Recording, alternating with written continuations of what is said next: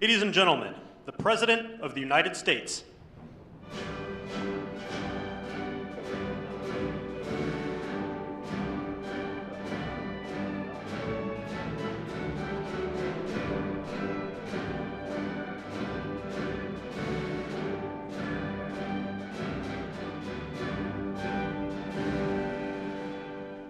Thank you very much. Thank you. Please.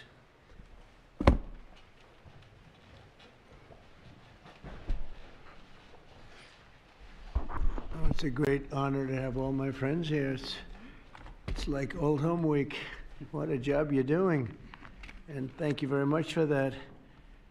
We want to begin by thanking the people that have done such a great job at the White House. They have been doing really incredible work during a shutdown.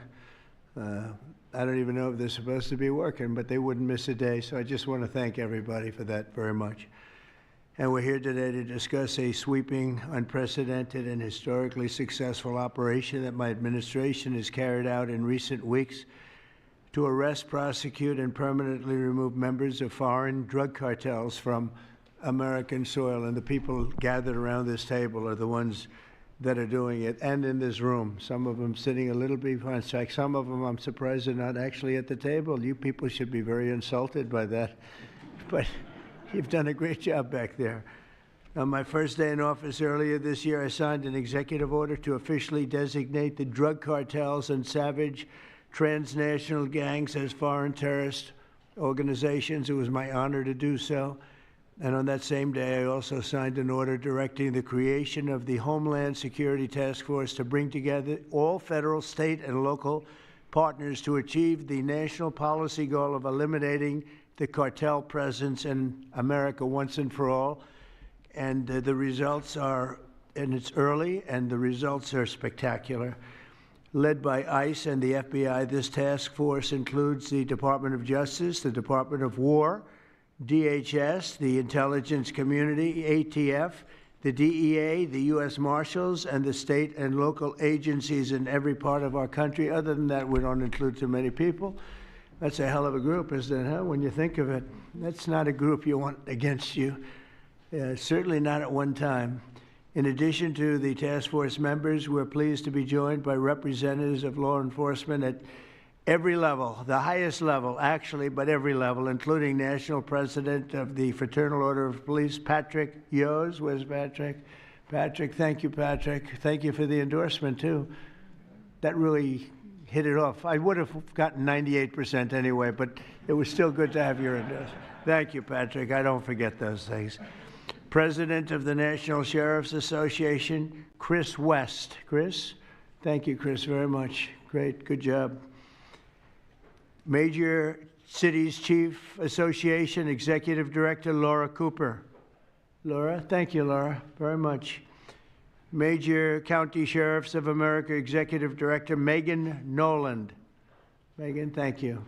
Thank you very much. And President of the National Border Patrol Council, my friend, and a very good speaker, by the way. Whenever he gets up and speaks, I say, that guy can really speak. I don't know. I don't want him to run for office. I want him to stay where he is. Paul Perez. Paul? Thank you, Paul. Where is Paul? Hi, Paul. What are you doing over there, Paul? Good job. Good speaker you are, though, Paul. I mean it, too. You've made some incredible speeches, and all from the heart, too, right? Some great ones. Today, you'll hear details from my national security and homeland security teams about the extraordinary historic achievements of this new Homeland Security Task Force since it became fully operational last month in all 50 states. The job they're doing. What we inherited from this past administration is like disgraceful. In a matter of weeks, the task force has made the largest number of arrests of cartel leaders, operatives, and gang members in American history, more than 3,000 and counting. That includes members of the ultra-violent New Generation Cartel, the Sinaloa Cartel, the LNFM Cartel, MS-13 Cartel, and you know MS-13, the gang, and Tren de Aragua, another beauty. That's a group of real garbage we have to deal with, that we shouldn't have to deal with. These are, in addition to the massive numbers of dangerous criminals my administration arrested nationwide since January 20th, numbering over 120,000. It's a record, and 120,000 criminal arrests. Thank you very much. Unfortunately, for 4 long years before I took office, the last administration allowed the cartels and their operatives to frankly take over our country, to freely infiltrate America and all the communities nationwide. Along with transnational gangs, these groups have unleashed more bloodshed and killing on American soil than all other terrorist groups combined. These are the worst of the worst. It should now be clear to the entire world that the cartels are the ISIS of the Western Hemisphere, in addition to their monstrous violence, such as cutting off heads, burning their enemies alive, and burning innocent people alive, too, by the way. The cartels control large swaths of territory. They maintain vast arsenals of weapons and soldiers, and they use extortion, murder, kidnapping to exercise political and economic control. Thank you very much, Joe Biden, for allowing that to happen. Biden surrendered he just surrendered our country to the cartels. Don't worry, it gets better. We're taking it back. It's really fast at levels that nobody's ever seen before. But what we had to put up with, what we inherited, was just a disgrace. And while Biden was president, if he was president, I think the auto pen was president, not Biden, nearly 100% of those who infiltrated our southern border did so because they were personally approved. They admitted they were just what happened, assisted by the most dangerous and violent criminal organizations anywhere on the planet. The worst people on the planet they allowed into our beautiful country. Under the Trump administration, we're finally treating the cartels as the core national security threat that they really are. The cartels are waging war on America, and just as I promised in the campaign, we're waging war on them like they've never seen before. All you have to do is turn on your television and you'll see what's happening to them. Past administrations have tried to mitigate this threat, and our objective is to eliminate it. We're not mitigating, we're eliminating. We're getting them out. The bad ones we're putting in prison. We hate to do that because that means we're stuck with them for 50 years or more. In recent weeks, our Homeland Security Task Force has seized more than 70 tons of deadly narcotics, along with more than 1,000 illegal guns. And that's just recently. This is already the most successful anti-cartel and anti-gang operation in American history, and it's just getting started. We have incredible people. A lot of them are in this room with us today, and it's an honor to have them. But we're going to not stop until the threat has been fully and completely eradicated. I want to thank task force members with us today, including a person who's doing a fantastic job, Attorney General Pam Bondi. Thank you, Pam. Thank you. Secretary of War Pete Hegseth. Sounds so much better than Secretary of Defense. I don't know. Do you guys agree with that? I don't know. It sounds, we won the First World War, the Second World War. I would say everything before and everything in between. And then we got woke and we said, well, let's call it defense. I think we like it this way better. It's funny. That's something I thought it would be maybe controversial. And it's only controversial that we changed the name in the first place. It's not controversial at all. It's been unbelievably well accepted, Pete. Hasn't it, right? It's been pretty amazing. I thought it would be controversial. People want to have our country back. People want to do exactly what we're doing right now. We're getting a lot of credit for it, and we should. I want to thank, though, Pete. You're doing a great job. Pete Hegseth. Secretary of Homeland Security, Kristi Noem. Kristi, thank you very much. Director of National Intelligence, Tulsi Gabbard. Tulsi, good job. And the heads of all of the law enforcement agencies all throughout the room. You're really amazing, the job you've done.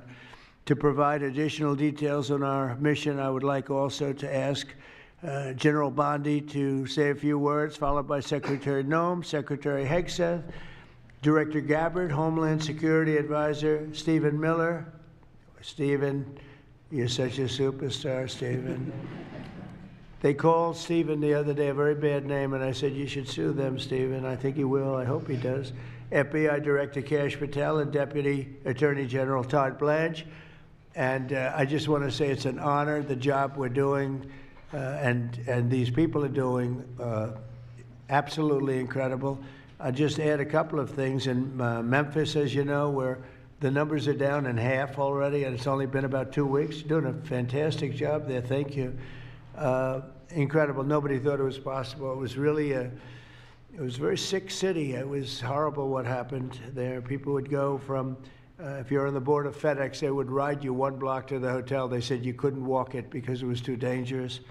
And they're already feeling better about it. But the best example right now is Washington, D.C. We went from one of the most unsafe places in the planet, I hate to say, but in this country, to a totally safe city. Nothing's crime-free, I guess, but this is about as close to crime-free as you're going to get. And you guys have done an incredible job with that. Every one of you have worked so hard on this one, and it's our nation's capital. And people would go to the nation, they'd go from, I always say, Iowa, Indiana. They'd go from Florida, they'd come up, they want to see the monument. I want to see the Lincoln Memorial. I want to see one of the monuments, any one of them, and they'd go home in a coffin. But not anymore. It's not happening anymore. We haven't had that happen in a long time. It was averaging more than one a week, one person a week. Who would think that's possible? And it hasn't happened anymore. And we have a safe city. We have a city where the restaurants are booming.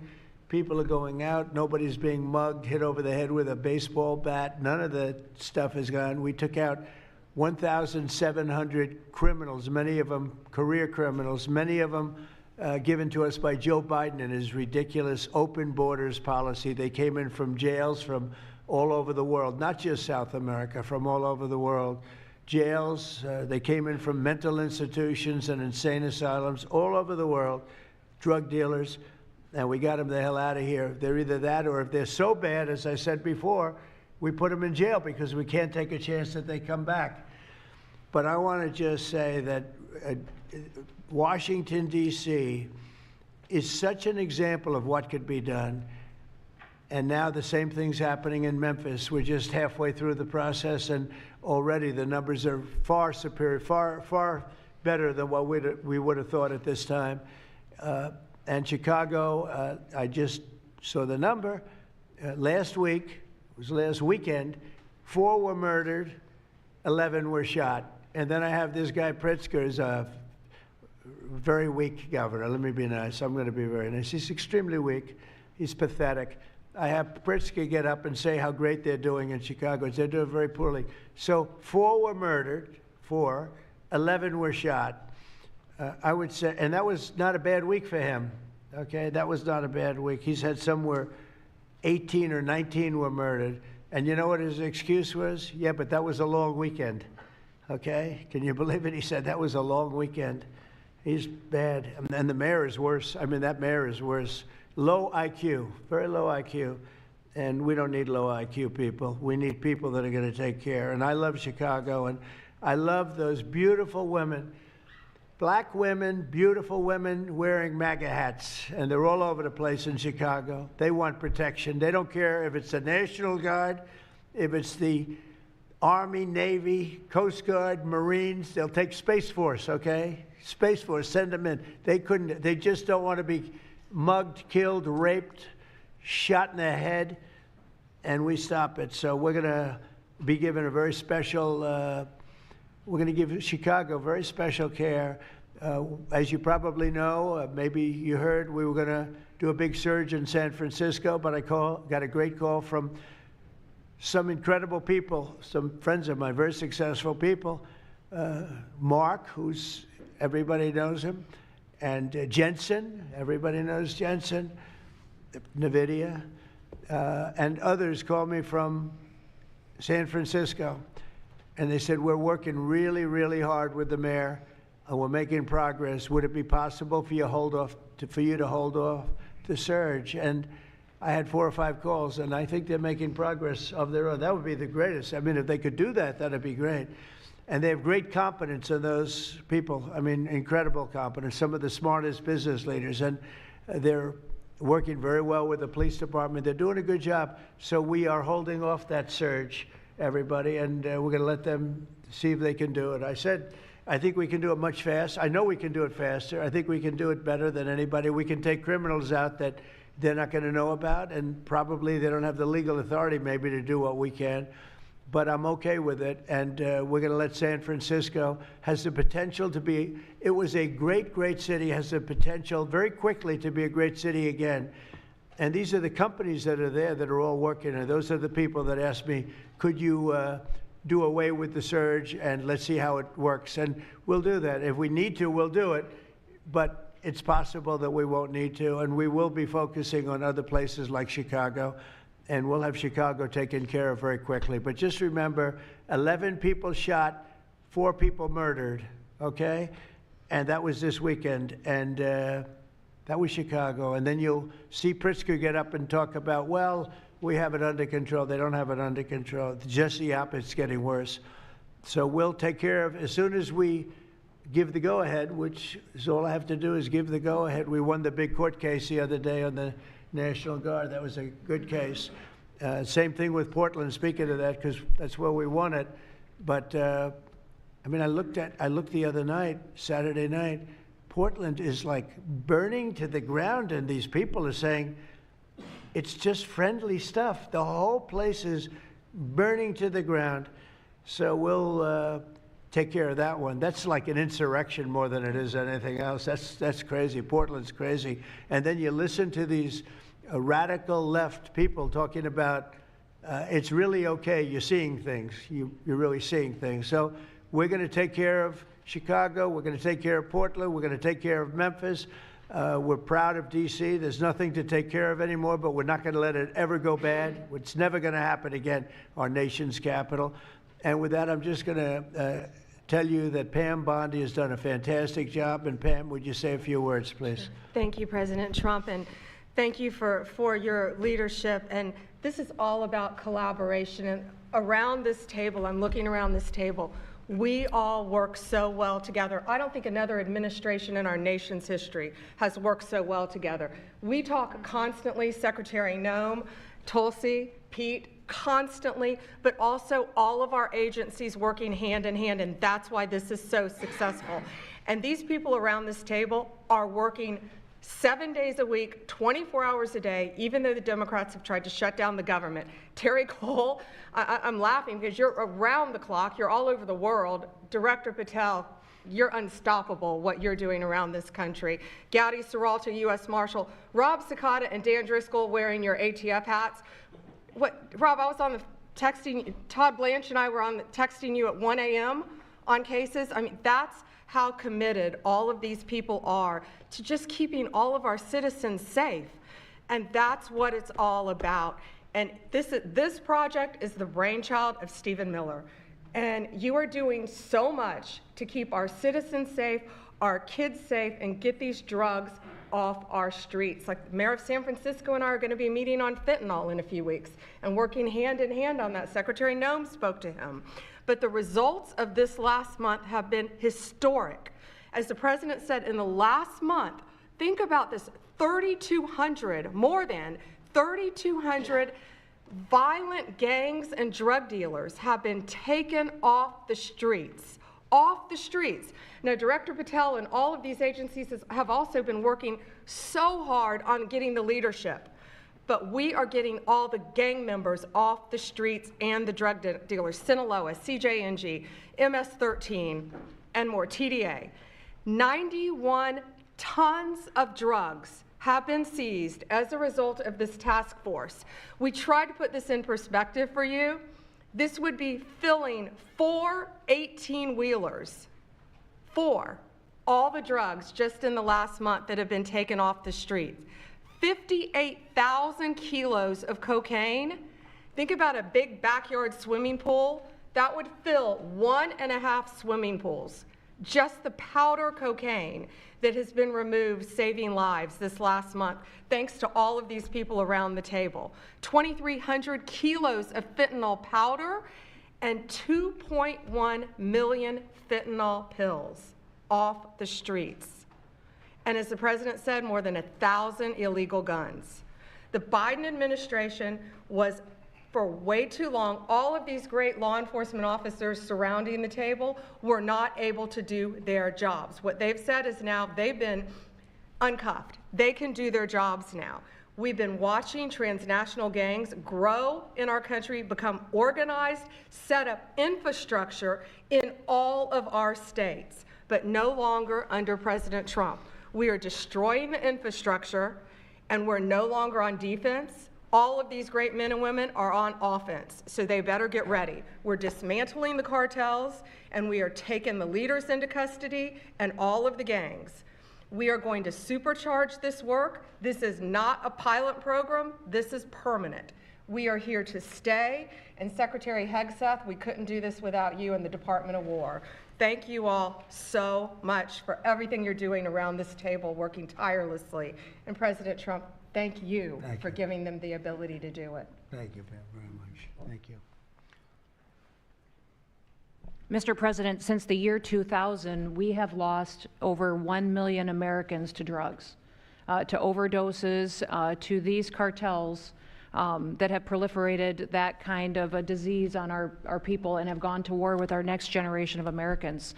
When you signed the executive order that was protecting the American people from invasion, what you did is that you took these cartels and gangs that we've known for decades and you declared them to be what they really are, and that's terrorists. You declared war on them, and you didn't say we were just going to fight them. You said we were going to destroy them. And everybody around this table is so honored to be here to work with you to destroy these terrorists that have been killing Americans for years and getting rich off of it. I'm so proud of the work that was done just in the September surge. You referenced that earlier. We had over 400 operations that went down in those first 43 days of the Homeland Security Task Force in operations that brought, as Pam referenced, 3,200 terrorists to justice, got them off the streets. Sir, we also have had over precursors and chemicals that were brought in. We've had the work at the southern border. We've got Border Patrol here at the table with you. Fentanyl has been cut down by 50% coming into this country over our borders. We've continued to work not just nationally, but internationally and on our maritime borders as well. The ICE agents that have so much violence against them and threats against them, sir, they get up every day ready to work with this task force to be able to keep people safe. And then we've got Coast Guard, who's been doing just a ton of our incredible interdictions out on the seas and the waters in cooperation with operations that you've targeted in the Caribbean with the Department of War. And sir, I just want to thank you for the leadership you put at this table, for your cabinet members, for Stephen Miller, for putting this in place to make sure that what you did when you consolidated the Homeland Security Task Force, you took 1,000 other task forces that were already established in the federal government and you streamlined them into this room, into this group right here, so that we can look at each other in the face every day and say, what's our problem? How do we address it? How do we fix it? And then we go to work together with our arms linked to do exactly what you told us to do. And that's not just protect the American people from invasion, but to kill these terrorists. You gave us the task to eliminate them, destroy them, so that they can't destroy the next generation of Americans. So thank you, sir. Thank you for the people you put around this table. Thank you very much. That's a great job. Thank you. Pete? Yes, sir. Well, thank you, Mr. President, for your leadership.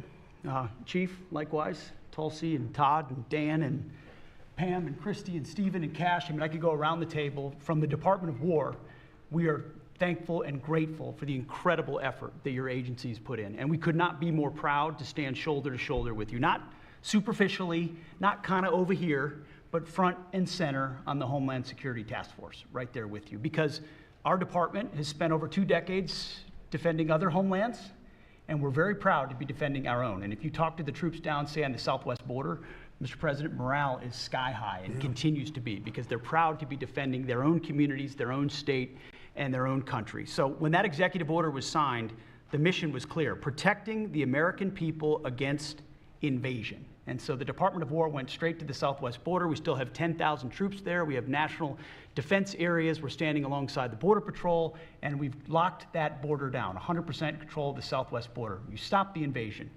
And then we're proud to be going on the offense, counter-cartel operations. And it's not counter-cartel, as was mentioned. These are designated terrorist organizations, foreign terrorist organizations. Our generation spent the better part of 2 decades hunting Al-Qaeda, hunting ISIS. Well, as the president said, this is the ISIS, this is the Al-Qaeda of the Western Hemisphere. They intimidate, they terrorize, they extort, They poison the American people. The president's right. Every boat we strike is 25,000 Americans whose lives are saved because of the drugs that were headed in our direction.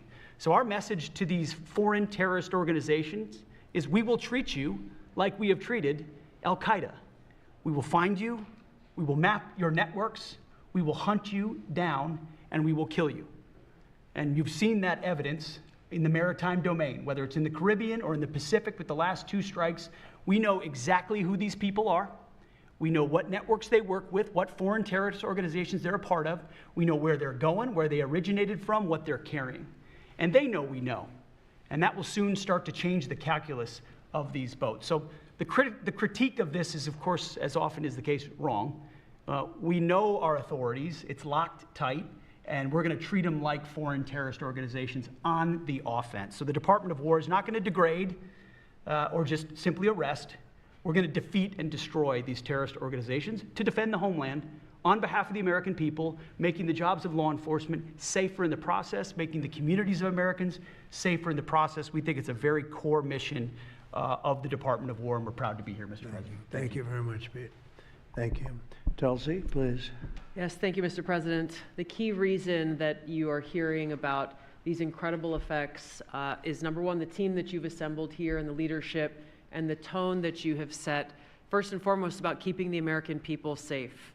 The intelligence community plays a critical role in being able to support our law enforcement at the federal, state, and local level to make sure that they're armed with actionable intelligence to be able to actually go after those who threaten the safety and security of the American people.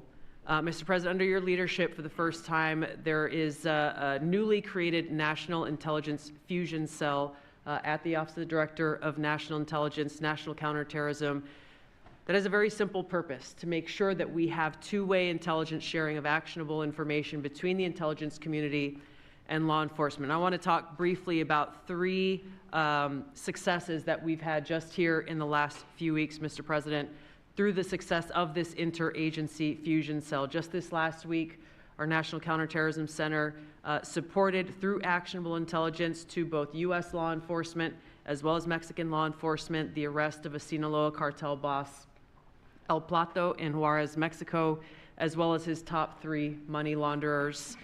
In a separate and recent successful interagency operation, NCTC worked closely with the U.S. Marshals Service that led to the arrest of another dangerous Sinaloa cartel member responsible for tracking huge amounts of cocaine and hundreds of thousands of dollars in this single incident with drug proceeds through his network.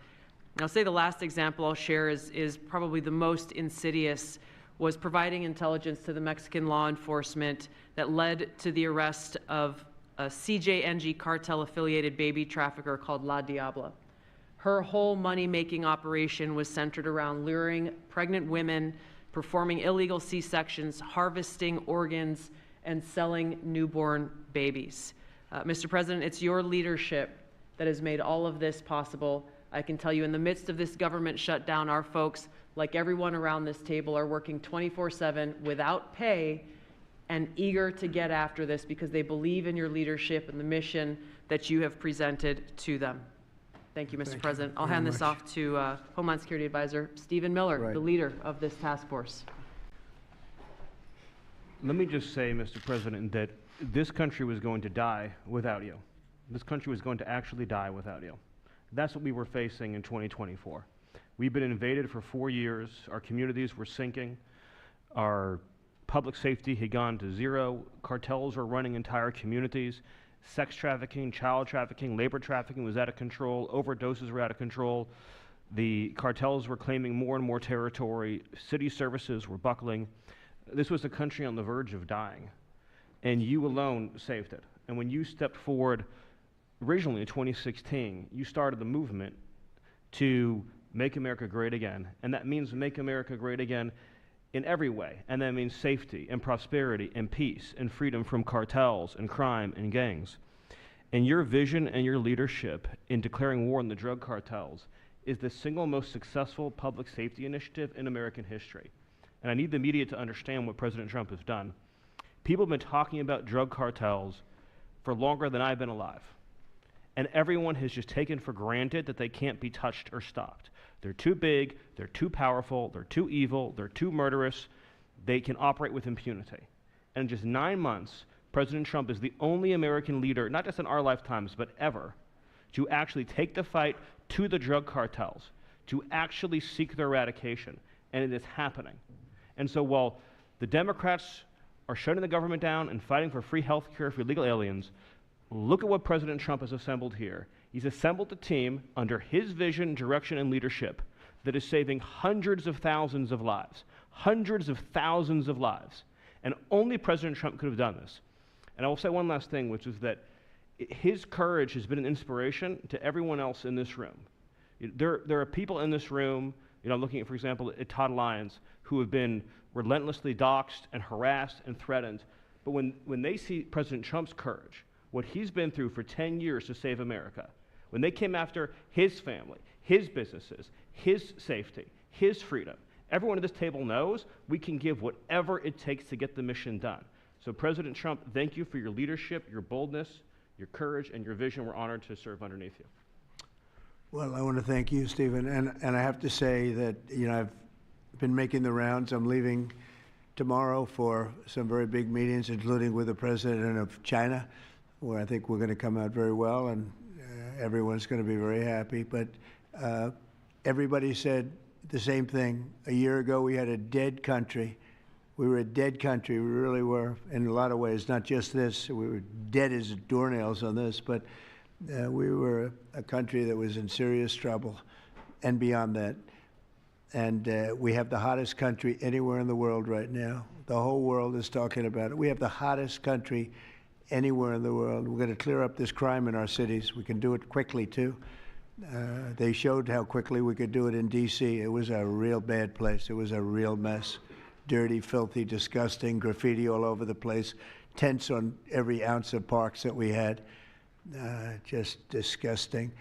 And I rode around last weekend. I rode around the city. I felt very safe in that car, but, I would have done it without it. I wouldn't need that car so much anymore, I will tell you. But the place was clean. We've started that also, not only law and order, but the cleanliness is important. I think cleanliness is almost a part of law and order. If you see dirty, disgusting streets and potholes all over the place and railings falling down and graffiti all over the beautiful statuary marble columns, those gorgeous columns where they had graffiti, it's all gone. And I think it's a part of it. I really do. I think it's a big part of it.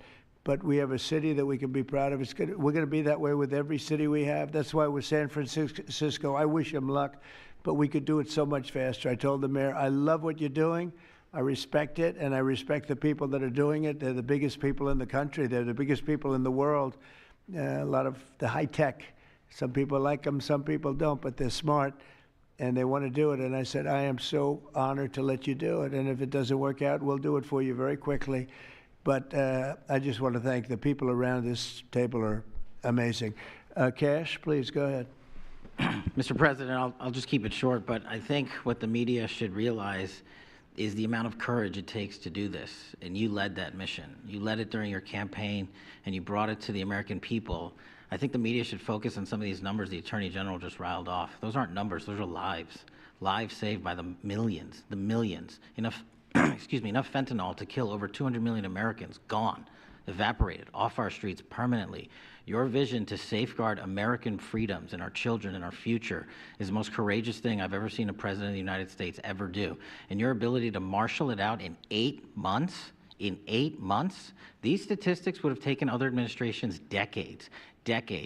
And the partnership that you see around the table, I just want to, sum it up with the following. When I call these folks around the table, when I call our state and local law enforcement partners who have been absolutely critical to this mission, when Stephen Miller called me and said, we're going to create the Homeland Security Task Force and the FBI and DHS are going to co-lead it, I said, absolutely. The country's been yearning for this and needing it.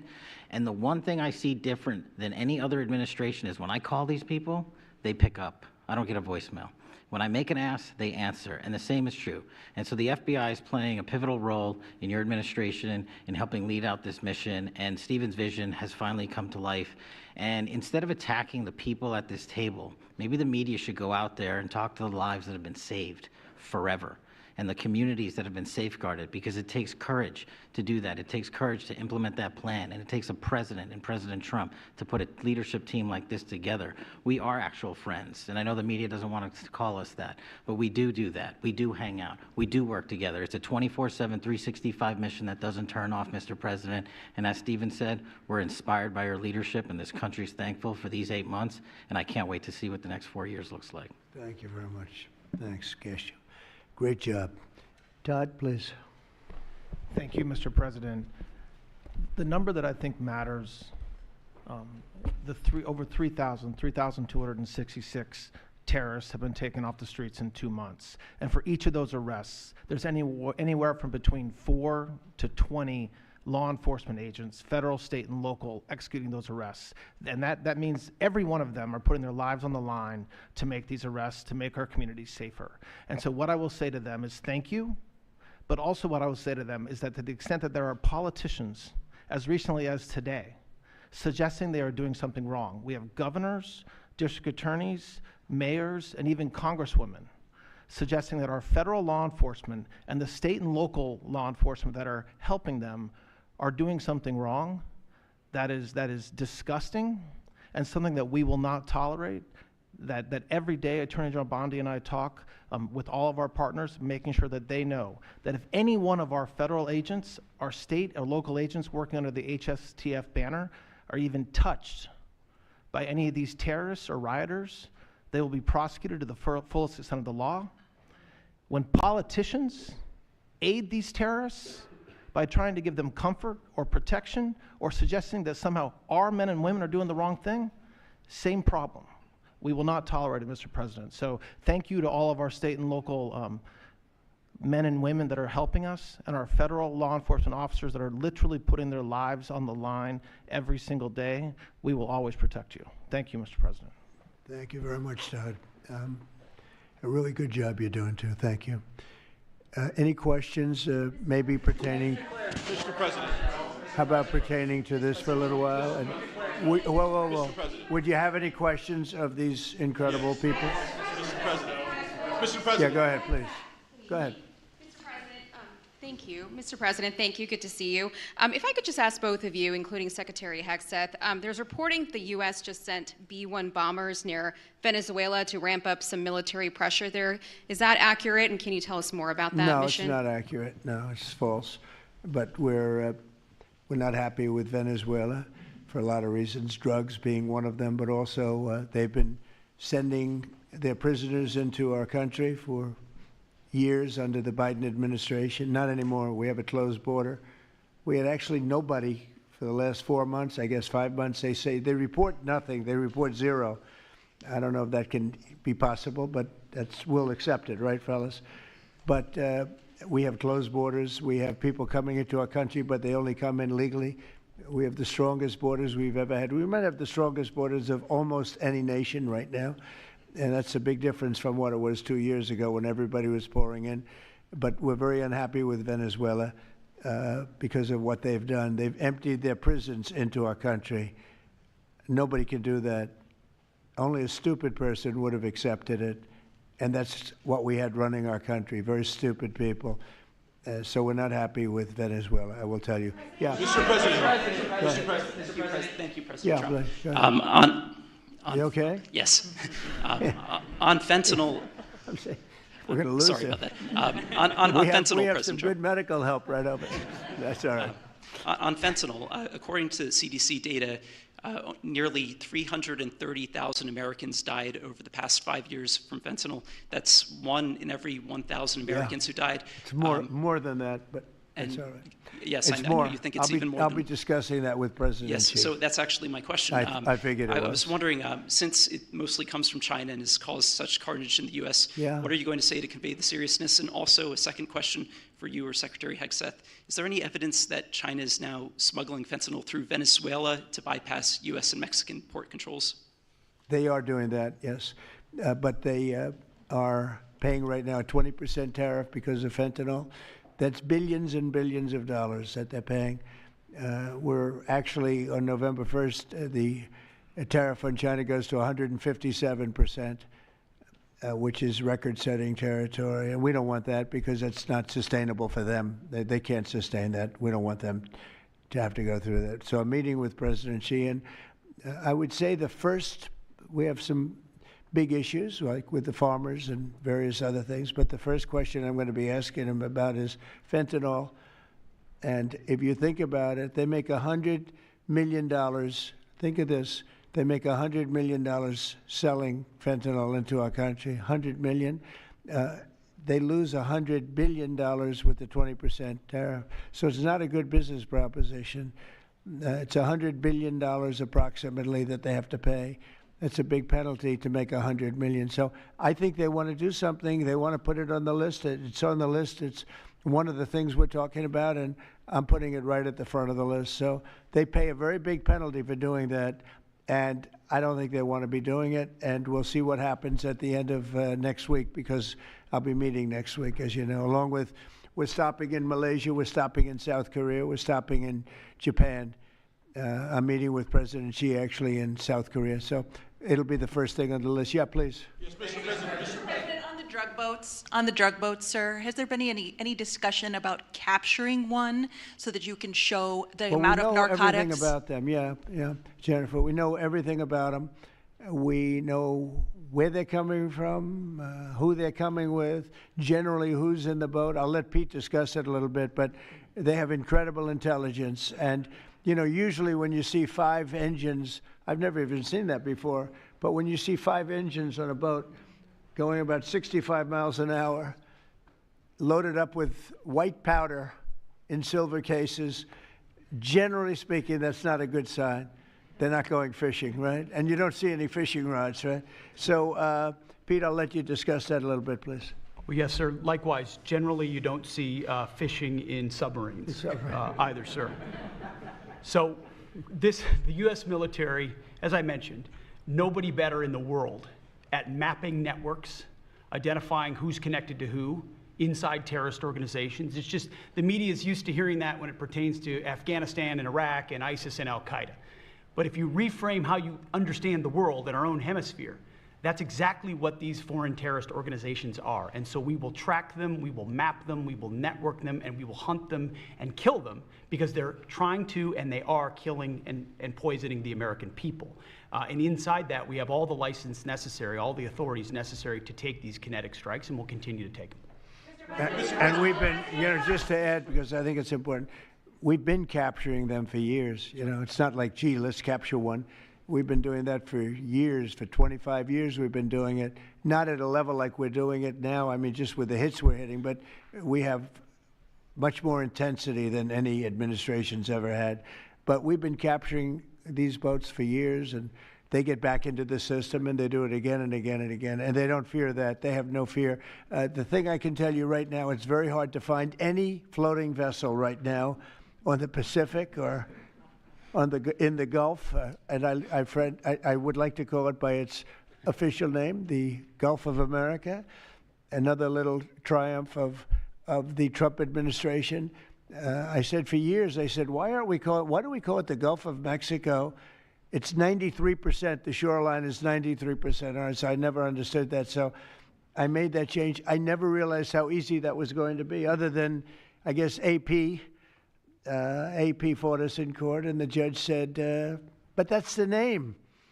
And actually, they were sort of semi-prohibited from even covering us after that. It was pretty amazing. But we have the Gulf of America, and there are very few boats, very, very few boats, not even fishing boats, to be honest. I don't want to do that to the fishing industry, but it's been so effective.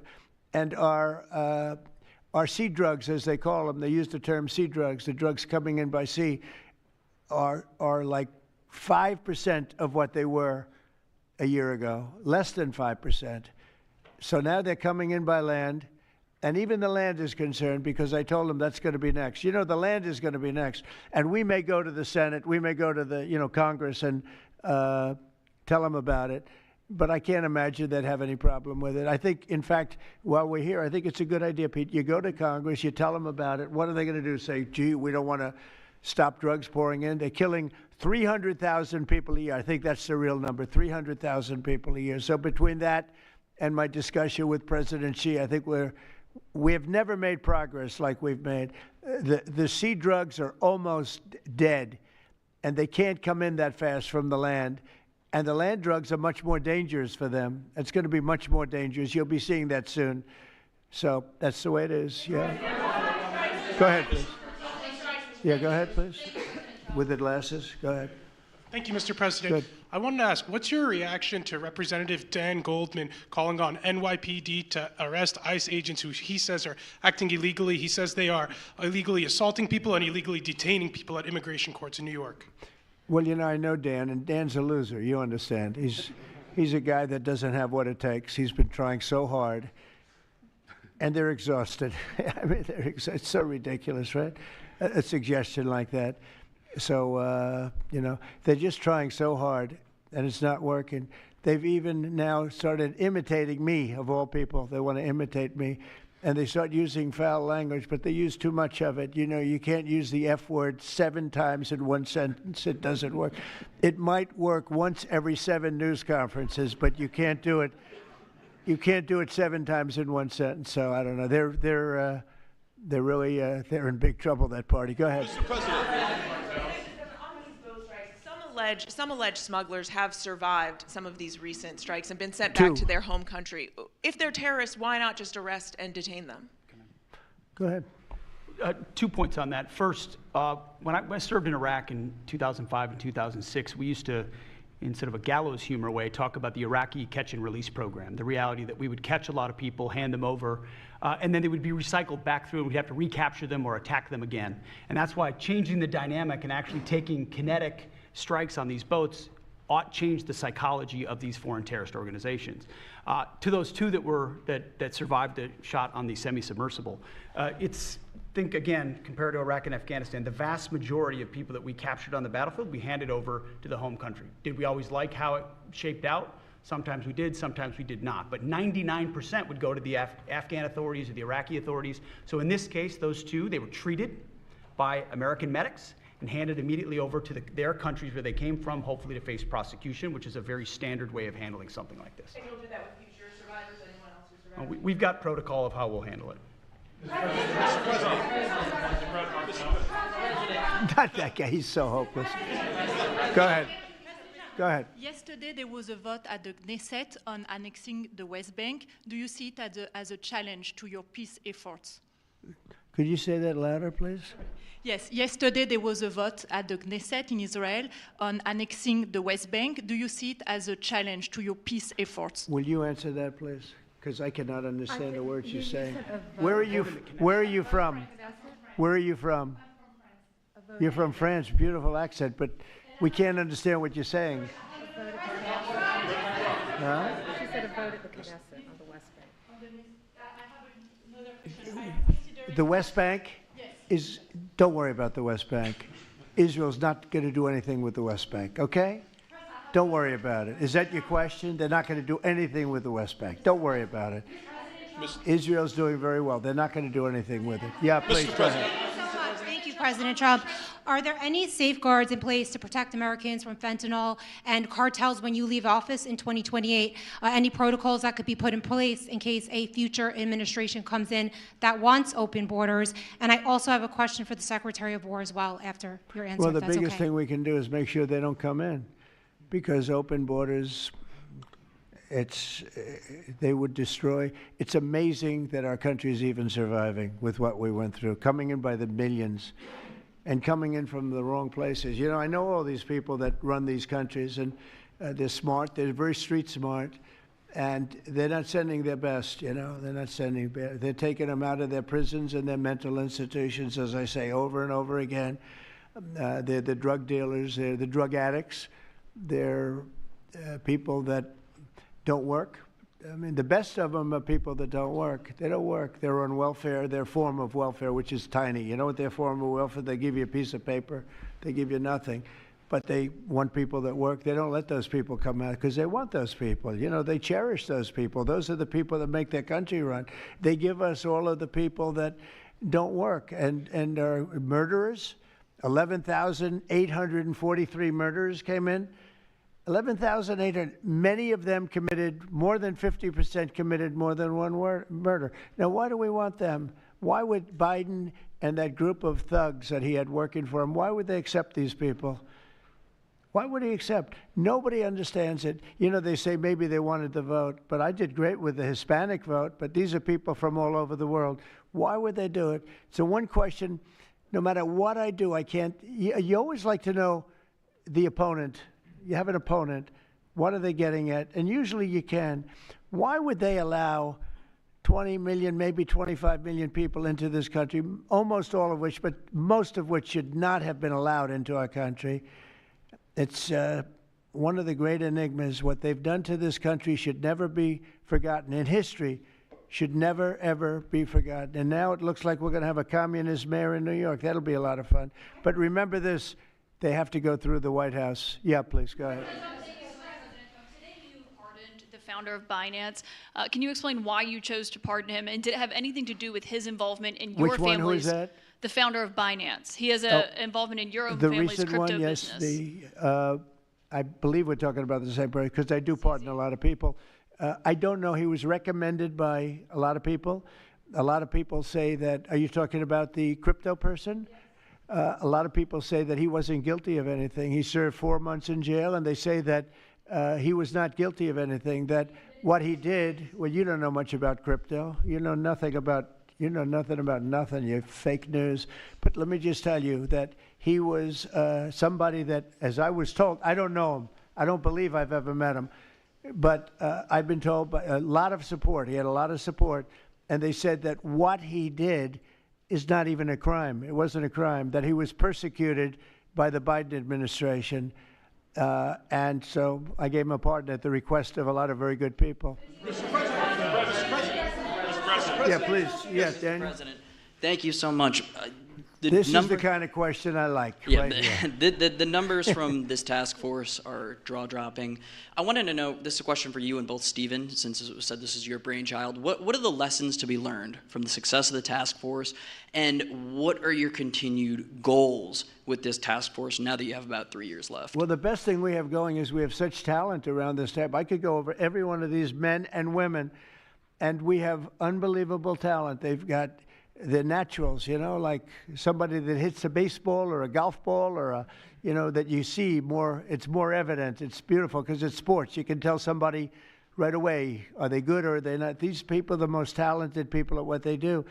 And when we started talking about this, Stephen and all of us, it seems so easy. What is surprising to me is how quickly we can straighten out a large city, a big city, a mean city, a city that's sick, that got very sick with guns all over the place, with bullets shooting all over, where you take your life in your hands if you go out and buy a loaf of bread. That's not America. That's not our country. And those people don't care how you do it. They just want it done. They really do. You know, when you go to the people in the street, they don't know, is it National Guard? They just want it done. They want to be safe. And we've gained a great following of Americans, real Americans, people that want to be safe. But I think the biggest thing we say is we have tremendous talent. We were able to recognize, like a football team, like a baseball team, we were able to recognize the talent. And the talent is largely in this room for the whole country. It's largely in this room. There's really nothing like it. And that's why I think we had D.C. done, not perfectly, but pretty much done, at least normalized in 12 days. When you say 12, would you say 12 days? On the 12th day, it felt different. And you know, we took a lot of bad people out, never to come back again. Then most of them never to come back again. But there's great talent, and there's also great courage. I've been watching what goes on. And then you have the radical left lunatics, and what's that all about? I mean, they're fighting us because we want to stop crime. Where do these people come from? They're paid money. I guess they're paid a lot of money. But like I saw that ridiculous march the other day, I say, these people are not representative of our country. And not all of them, of course, but many of them are total lowlifes. These are lowlifes. These are people that are paid agitators. and they're not representative of our country. So I don't know. I can just tell you that our country has tremendous spirit right now. You know that better than anybody because you cover it well. But we have a lot of people that are very happy right now with the direction. They did a poll the other day. The direction of our country is better than it's been in 37 years. And I'm upset because I think it should be better than that. I actually said we should be better than that. So, you know, thank you very much for your question. Brian? Brian? Mr. President, yes. Thank you, Mr. President. You guys have done an amazing job in Memphis. Some of those numbers are staggering. And we've gotten message on social media wanting to thank you for that. But I think, can you talk about the number of missing children you guys have discovered in Memphis? That's amazing. Well, it's hundreds of thousands were lost through Biden and the Biden administration. And we are getting a lot of them back, but they're either dead, they're slaves, they're captured in some form. But think of it, hundreds of thousands we're talking about. Not even believable. And they came in through the border. They were sold. They were bargained for, and this was all Biden, meaning Biden and Obama, the same, you know, the same mentality, frankly. I think it's the same mentality. Let me tell you, Barack Hussein Obama was a lousy president. A lot of bad things happened. Remember when they used to talk about Trump with the jail cells? Well, he built the jail cells for the children. He built those jail cells. Remember that came out? But, sir, they were built in 2014. You remember when that came out? After me going through that stuff for about 2 weeks, and then they found out it was Barack Obama that built those jail cells. No, these people they were bad leaders. I hope we don't have it again. I hope we don't have it again because, you know, our country's come back a long way, but it can only withstand so much, and we don't want to ever go through that again. We never want to have open borders again. We don't want to have men playing in women's sports. We don't want to have transgender for everybody. We don't want that. We want to have a great country with low interest rates, nice housing, great education, a strong military, the basics. Yes, please. In last night's New York City mayoral debate, Zohran Mamdani said he would close Rikers Island if elected. What kind of impact would that have on public safety? Well, it's not good. I guess it's not a very nice place, but you need it. You know, you need something. You have a lot of additional people in New York City that should not have been here. They came here through the open border, through Biden's. You know, I don't know how they even do it. New York City's always been tight for money, and then they spend, you know, $8 billion, and nobody complains about it, on people that just showed up and they just came out of nowhere. Where did they get the money? All of a sudden they have money. I tell you what. We have to keep our prisons very fair and very safe, but you get a lot of criminals. We have a lot of additional criminals. I used to talk about it. They used to say, well, only good people come in from foreign countries. I said, that's not right. I didn't know that for a fact, but it had just started, right? The open borders and people flowing in by the millions. They make our criminals look like the nicest people on earth. That's the only good thing. They make our criminals look like nice people. They are the meanest, the most vicious. Tren de Aragua, you don't get any sicker. They cut people's fingers off because they called the cop. Did you call the cop? Yes. They cut off his finger so he can't call the cop anymore. And then they said, next time we're going to cut off your hand if you cut, because they took over his apartment in Colorado. You know, Colorado, they took over a town, then they took over another town, and you have a weak governor over there. He doesn't know what the hell he's doing, so he lets it go on. But we're getting them out of here. We're getting them all out. They're going back to lots of, not just Venezuela, they're going back to lots of countries. Venezuela would be one, however. Yeah, please. Thank you, Mr. President. Yeah. A moment ago, you said that if Secretary Hegseth went to Congress and briefed them on the operations No, we against will these, go, I said. You will go. And we it would will be go. difficult for them to object. I don't see any loss in going. No reason not to. You know, they'll always complain, oh, we should have gone. So we're going to definitely, I'd like to just tell you, let's go. We'll go. And Mr. We're going to President, tell them what we're going to do, and I think they're going to probably like it, except for the radical left lunatics. And Mr. President, if you are declaring war against these cartels and Congress is likely to approve of that process, why not just ask for a declaration of war? Well, I don't think we're going to necessarily ask for a declaration of war. I think we're just going to kill people that are bringing drugs into our country. okay? We're going to kill them. You know, they're going to be like dead, okay? Mr. President. Yeah. Mr. President. Yes, red hair. Thank you. Beautiful red hair. Thank you. I'll tell my hairdresser that. She'll love it. This is a question for both you and the Secretary of War, Mr. Hegseth. Who are you with? I'm with the Center Square. We're a newswire service. With everything that's going on between the narco-terrorists in the Caribbean, and then also with more Chinese, Iranian, Russian ships also taking part in Venezuela. Are you have any plans of expanding operations out of Roosevelt Roads and in fact placing some home porting some ships there? Yeah, go ahead, Pete. We're familiar with the location that you're referring to, and we'll make sure that we're properly displaced in order to deal with the contingency we're dealing with there, and also any ways in which other countries would attempt to be involved also. So we can walk and chew gum. We're definitely keeping our eyes on near-peer adversaries at the same time, but we think sending a message on these cartels, these narco-terrorists, is an important inside our hemisphere, which for far too long, other presidents, as the president pointed out, they've ignored our own backyard and allowed other countries to increase their influence here, which only threatens the American people. We're changing that. One big thing that has happened, though, because you mentioned expansion and expand our efforts. So when I was running for office, second term, everybody was talking about the fact that nobody wanted to join the military, nobody wanted to join the great police force. You know, they didn't want to join New York's finest or any of our police forces. They didn't want to join anything having to do almost like with the country, with the uniform. We are setting records with the Army, Navy, Air Force, Marines, Space Force, Coast Guard. We're setting records. We've never had anything like it. And I'll tell you when it started, November 5th. We didn't even have to wait till January 20th. They saw spirit.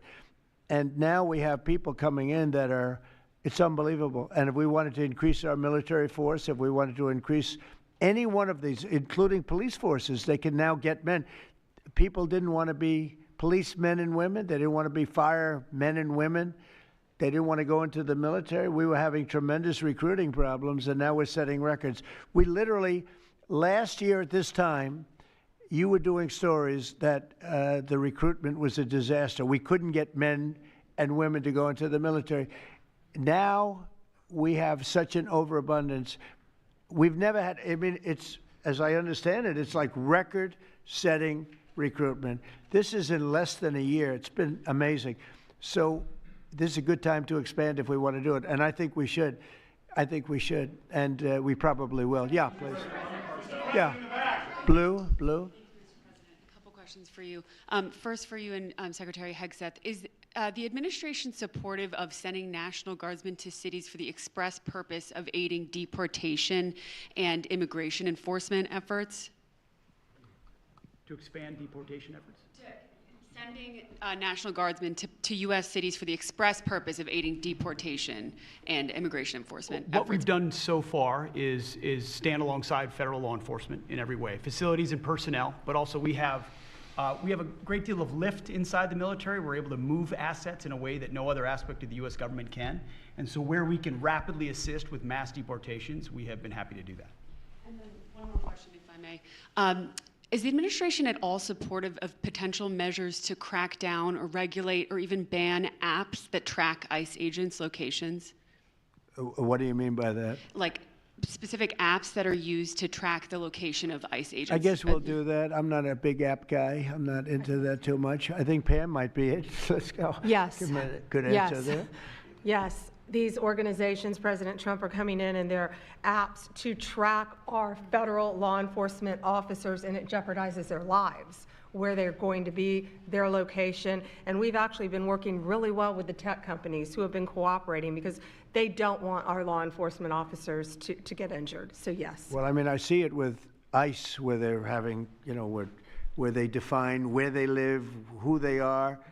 And, you know, I didn't have a big view on the mask, but I now understand why they should wear masks. I think it's very dangerous for them not to wear masks. They can do whatever they want. I notice some do it and some don't, but it's pretty dangerous. But when you look at, you know, you talk about that question, I think it's very dangerous, and I think you're coming down on that very hard, right?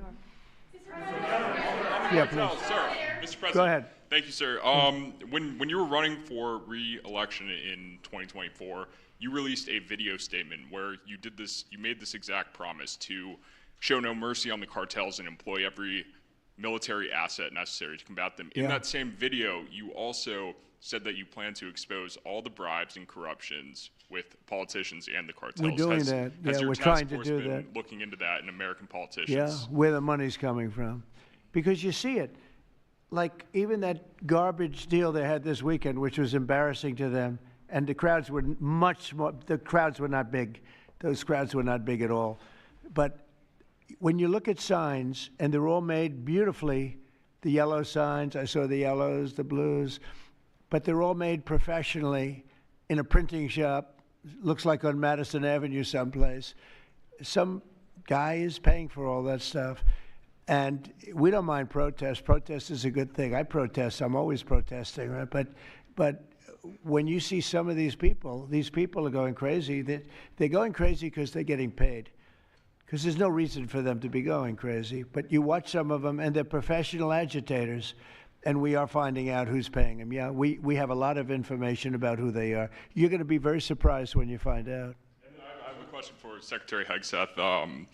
Sir, a memo circulating on social media details the establishment of a National Guard response force that's going to be trained in crowd control and civil unrest and deployed in all 50 states by April of 2026.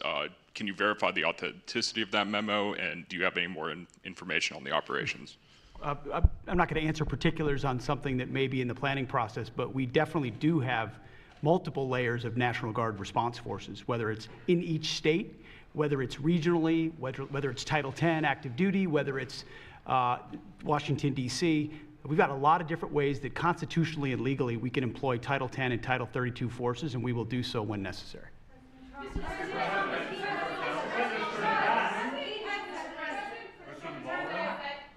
Thank you. President Putin basically said today that Russia is immune from U.S. sanctions. He said that it would not impact the Russian economy in any serious way. Is he Good. wrong? I'm glad he feels that way. That's good. I'll let you know about it in 6 months from now. Okay. Let's see how it all works out. Yeah. Go ahead, please. Blue.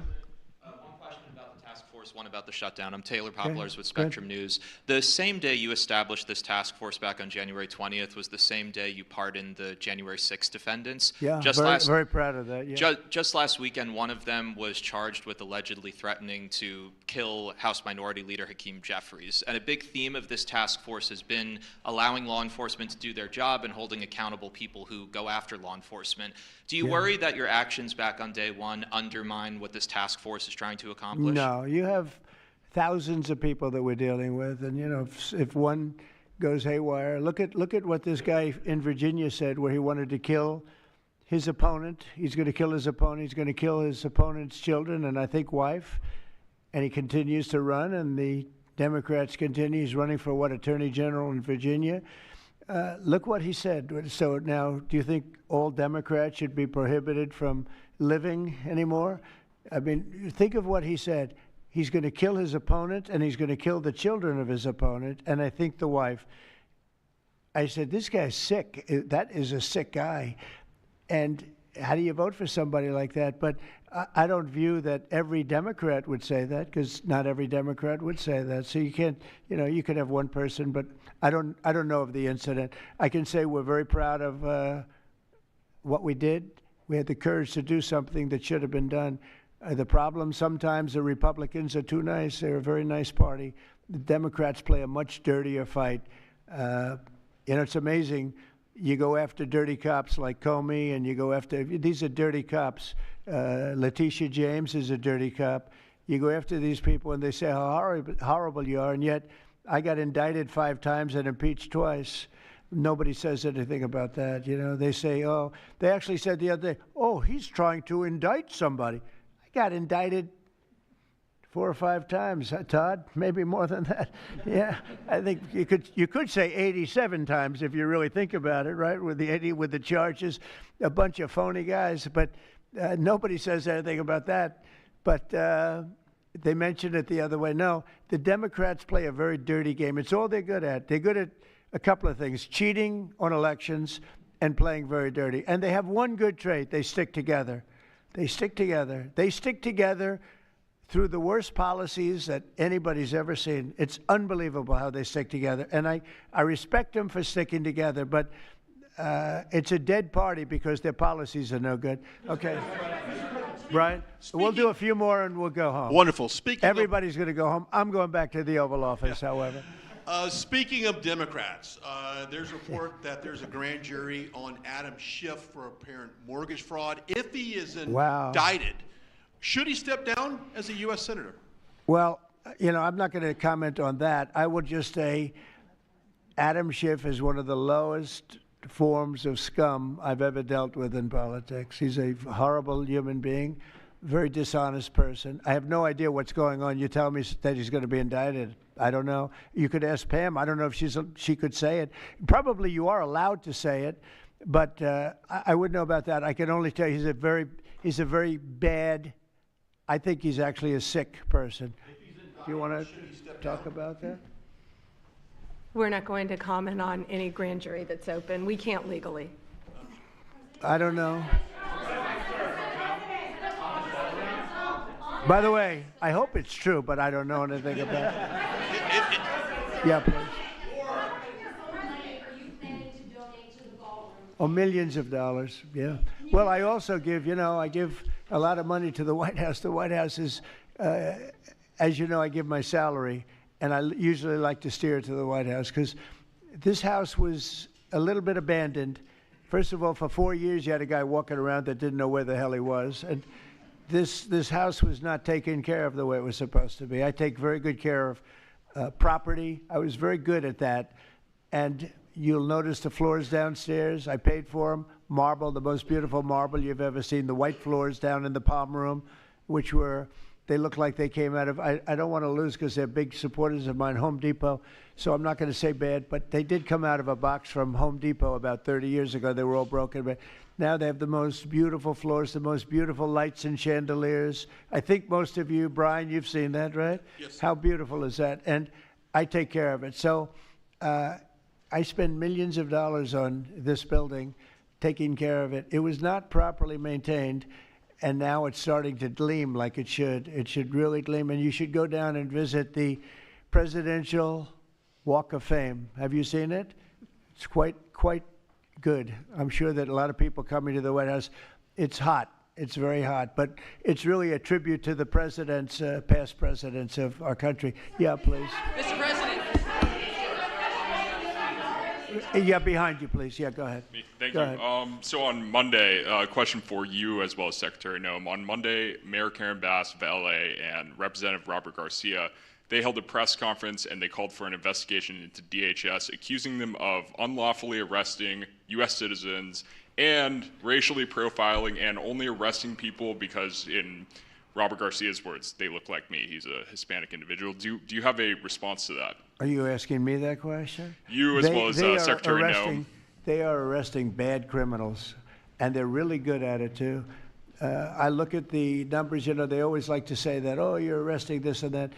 Then when you check it, you find out, geez, almost every single time, and, obviously every once in a while they may get one wrong, but they always correct it. They're able to correct it.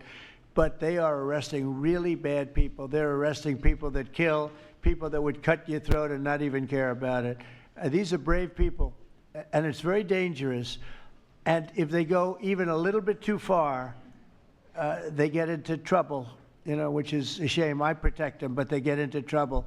But they're arresting very serious criminals, and they're getting them out of here. Okay, one or two more. Doug, do you have a question? I'd love to have Doug have a question, our great photographer, because he's such a great guy, and he might be the most talented person over there. I don't know. Go ahead. Let's hear your question. This guy's a real beauty. On the cartel strategy, hearing you talk about it as a war, hearing Secretary Hegseth talk about defeating and destroying and the comparisons to ISIS and Al-Qaeda, those efforts took American troops being engaged in foreign countries.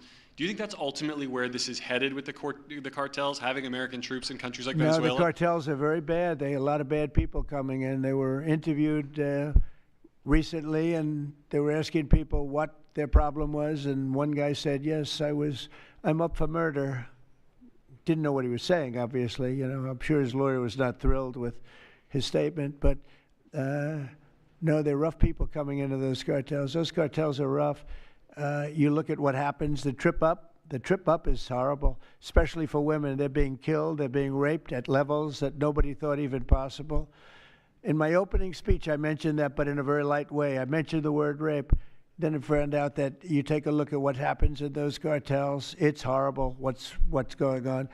And we're doing the world a big service by just telling them, you know, you don't have too many cartels now because they know when they get up here, they're going to be stopped. Under Biden, they were just flowing into the country. It didn't matter what you were, where you came from, what you looked like, what your record. They didn't check records. Millions of people came into this country that should not be in our country right now. We've gotten a lot of them out. It's the single biggest problem that we were given. Inflation, I've already taken care of. Economically, the country is the strongest it's ever been. Thank God for tariffs. If we didn't have tariffs, we'd be a third world nation. But thank God for tariffs. We're the richest nation in the world now because of tariffs. And we're able to economically protect ourselves, and we're able to really protect ourselves from a national security, situation. But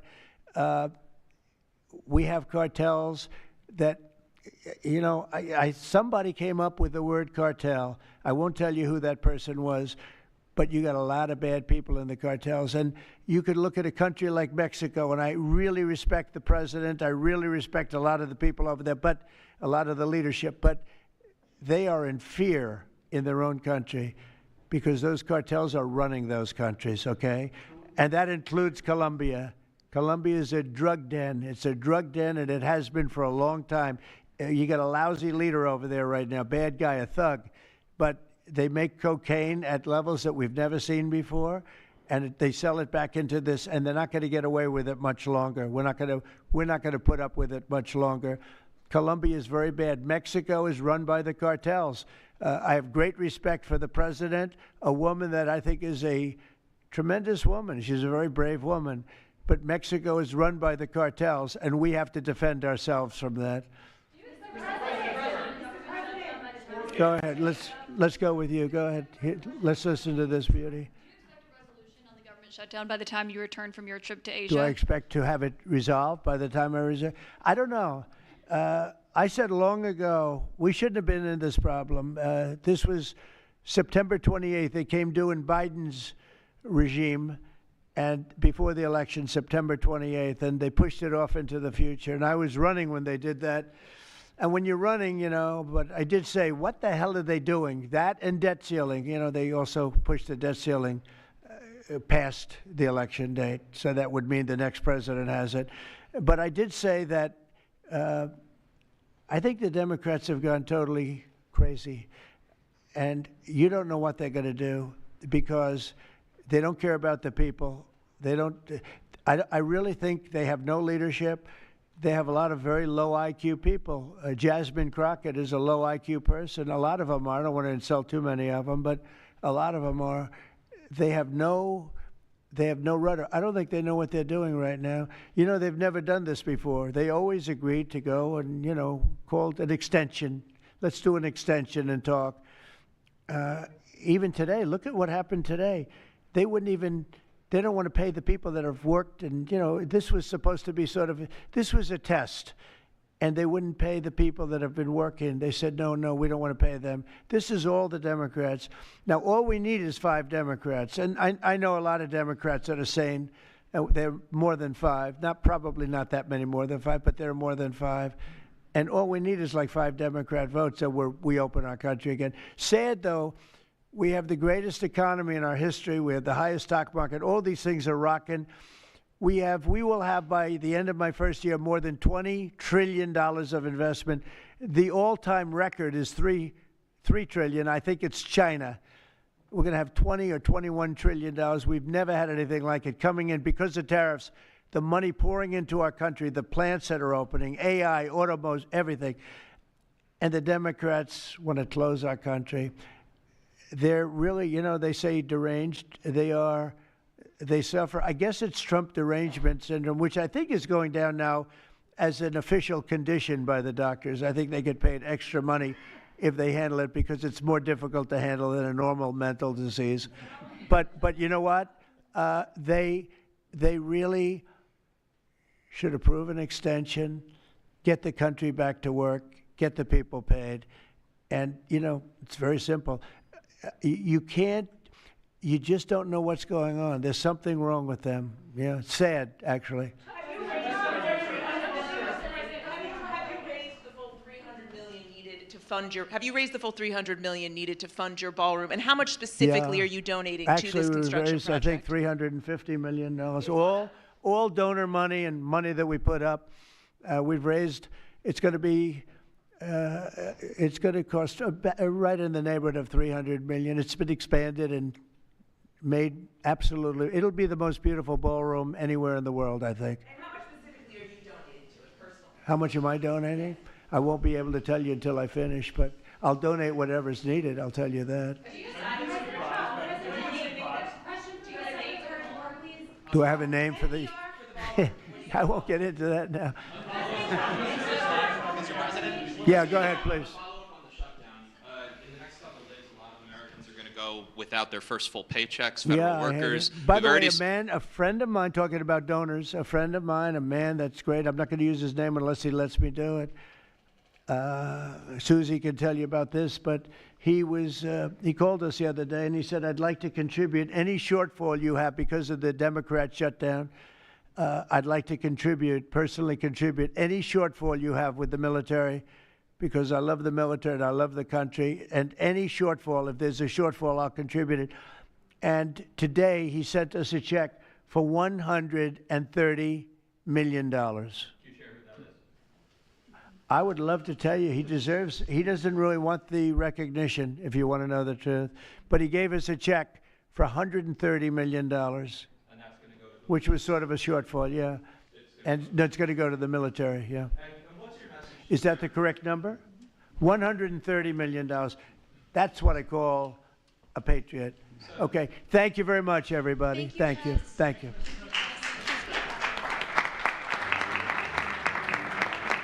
Another day in town.